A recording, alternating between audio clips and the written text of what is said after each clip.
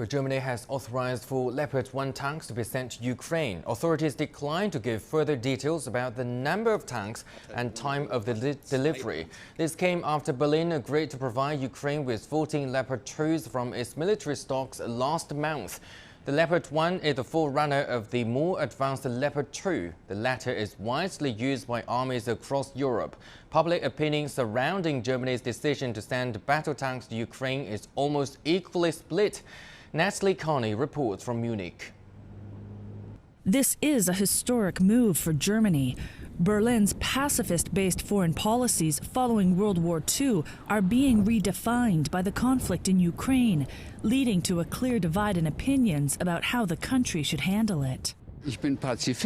I'm a pacifist. It doesn't lead us further. It's just murder, murder. No peace can be established, and we are spending hundreds of billions. It's high time. Putin should have been held accountable much earlier, so he learns that it doesn't work like that. It doesn't work like that. Germany was in the Second World War, and we said never again to war. It's all been forgotten, and I think it's the time when we really need to be smarter. The chair of international relations at the Munich School for Politics and Public Policy agrees that the historic symbolism is a significant consideration for many Germans. Germany attacked the Soviet Union, which both Russia and Ukraine were, of course, part of at the time in World War II.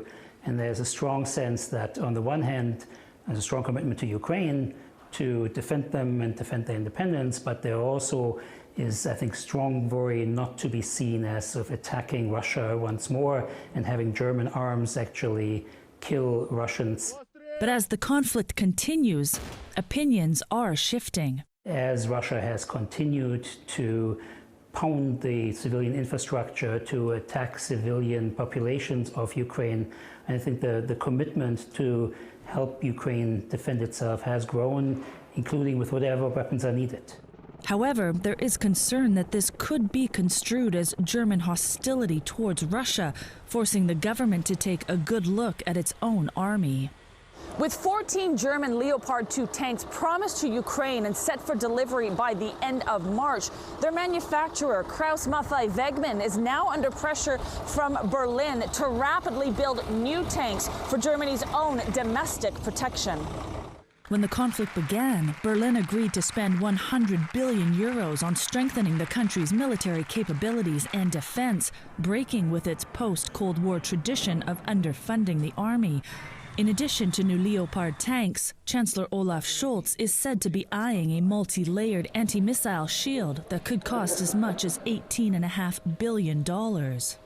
But there seems to be more unified public support for this. The money that is now to be given to the Bundeswehr, the German army, is actually so late because for many years we have saved, and so it is now in a broken condition. I'm definitely happy that they put more money in it. This has been neglected for too long, and they're not well equipped in case of an emergency. So yes, I agree.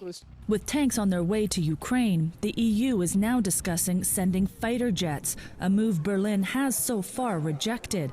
But with the conflict far from over, opinions that have proven to be malleable in the past may change again. Natalie Carney, CGTN, Munich, Germany.